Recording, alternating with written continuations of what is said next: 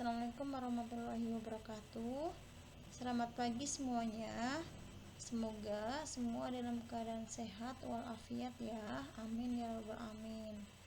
Anak-anak, pada kesempatan kali ini kita akan belajar tentang keragaman ekonomi, tema 4 subtema 2 tentang globalisasi dan manfaatnya. Kalian masih ingat tidak apa itu globalisasi?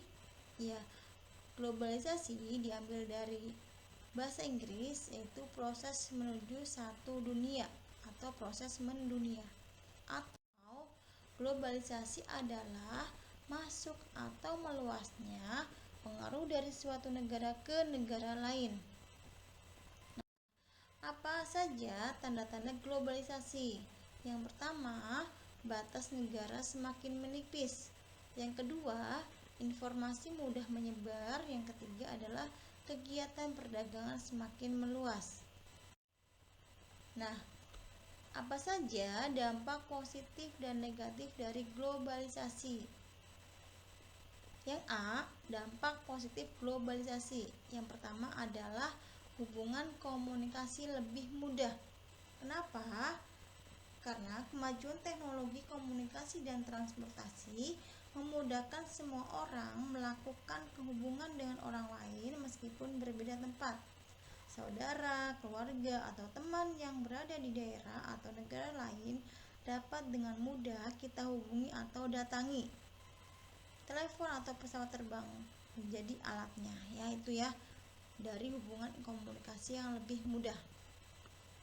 Kemudian yang kedua, pertukaran informasi antar negara sangat lancar.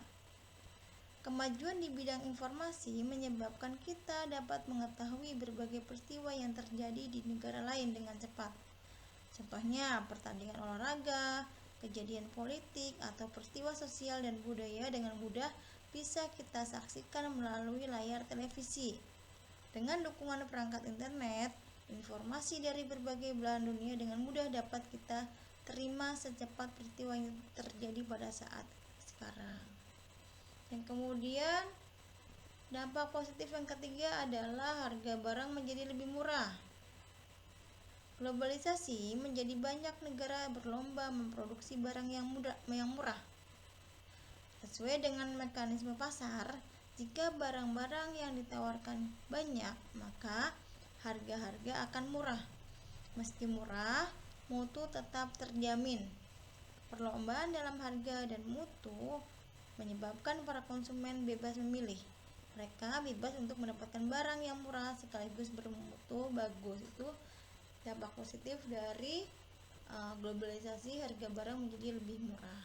Kemudian yang B, dampak negatif dari globalisasi. Yang pertama adalah jati diri bangsa terkikis. Maksudnya, globalisasi membuat arus informasi antar negara menjadi mudah. Media seperti televisi, internet, dan komputer menjadi perangkatnya. Banyaknya arus informasi yang secara bebas diterima masyarakat, lambat laun akan mempengaruhi pola pikir masyarakat. Informasi itu akan membuat jati diri masyarakat terkikis secara perlahan. Beberapa contoh budaya globalisasi yang perlu dihindari adalah gaya hidup bebas dan pergaulan tanpa batas. Gaya hidup yang bertentangan dengan budaya bangsa dengan mudah ditiru. Pergaulan yang bebas tanpa batas juga merasuki anak-anak muda. Kedua perilaku ini merupakan contoh dampak negatif yang harus kita hindari. Kemudian dampak negatif globalisasi yang kedua adalah industri dalam negeri terancam. Setiap negara berusaha melindungi industri dalam negerinya. Jika tidak dilindungi, industri dalam negeri suatu negara bisa bangkrut. Industri dalam negeri terancam bila produk-produk luar negeri membanjiri pasar suatu negara. Apa yang terjadi jika pakaian dari Eropa, Amerika itu masuk ke Indonesia, padahal bangsa kita mampu membuatnya? Bagaimanakah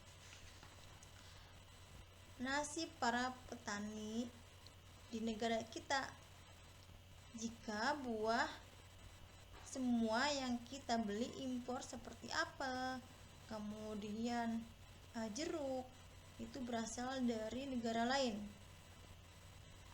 maka kita dapat menghancurkan industri dalam negeri suatu negara, ya. Jadi globalisasi itu dapat menghancurkan industri dalam negeri suatu negara. Nah, apakah yang kita rasakan saat memakai baju buatan luar negeri? Nah, jika kamu merasa bangga memakai baju buatan luar negeri, maka kamu sudah terkena dampak negatif globalisasi, ya. Itu dari dampak negatif globalisasi, industri dalam negeri terancam. Kemudian yang ketiga adalah batas-batas antar negara menjadi tidak jelas. Maksudnya, globalisasi memberikan dampak pada kaburnya batas-batas antar negara.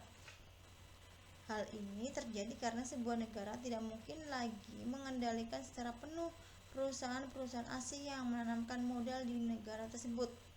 Negara kita banyak perusahaan asing. Jika kita berusaha mengendalikan perusahaan-perusahaan itu, maka perusahaan itu akan lari ke negara lain. Akibatnya bangsa kita sendiri yang rugi, ya. Itu dari dampak negatif globalisasi. Nah, contoh apa saja keberagaman kegiatan ekonomi. Nah, di lingkungan kita banyak keberagaman kegiatan ekonomi. Apa sih keberagaman? Keberagaman itu banyak macamnya, ya. Contohnya dari kegiatan ekonomi. Yang pertama petani, kedua nelayan, ketiga guru, kemudian ada dokter, kemudian mungkin ada pilot, ya. Itu contoh keberagaman kegiatan ekonomi. Mengapa banyak orang yang berbeda profesi? Nah, faktor-faktor apa saja yang mempengaruhi keberagaman ekonomi? Yang pertama adalah potensi atau keterampilan. Maksudnya, orang yang mempunyai keterampilan ketika orang tersebut bisa membuat baju, maka dia akan berprofesi sebagai tukang jahit. Nah, ketika orang yang mempunyai keterampilan bercocok tanam, maka ia akan berprofesi sebagai petani, ya. Itu maksud dari potensi atau keterampilan. Kemudian yang kedua adalah pendidikan. Jadi, tingkat pendidikan seseorang itu bisa mempengaruhi kegiatan hubungan masyarakat. Yang ketiga adalah lingkungan di masyarakat, lingkungan. Misalnya, masyarakat yang tinggal di daerah rendah itu akan berprofesi sebagai petani atau karyawan. Atau masyarakat yang tinggal di daerah pantai, maka ia akan memiliki profesi sebagai nelayan. Begitu, ya. Itu faktor-faktor yang mempengaruhi keberagaman ekonomi. Nah, apa saja sikap yang sebaiknya kita terapkan dalam menghadapi keberagaman ekonomi? Yang pertama, saling menghargai dan menghormati kegiatan ekonomi. Yang kedua, bermain dengan teman tanpa membedakan kegiatan ekonomi yang dilakukan orang tuanya. Yang ketiga, tidak sombong terhadap kegiatan ekonomi yang dilakukan orang tua. Yang keempat, memuji barang yang dihasilkan oleh pelaku kegiatan ekonomi lain. Yang kelima, melakukan persaingan yang sehat antar pelaku kegiatan ekonomi. Itu sikap yang sebaiknya kita terapkan dalam menghadapi keberagaman ekonomi. Selanjutnya adalah sikap yang harus dilakukan dalam menghadapi globalisasi seperti sekarang ini, ya. Yang pertama adalah giat meningkatkan kerjasama dengan negara lain. Yang kedua, menerima pengaruh budaya asing yang sesuai dengan kepribadian bangsa Indonesia tanpa merusak struktur dan kultur lokal. Yang ketiga adalah melestarikan sumber daya alam dari pencemaran global. Yang keempat, meningkatkan disiplin dan tanggung jawab. Yang kelima, meningkatkan kualitas sumber daya manusia. Yang keenam adalah menerapkan iptek, ilmu pengetahuan dan teknologi tanpa kehilangan jati diri sebagai bangsa. Nah, itu tentang keberagaman ekonomi, ya.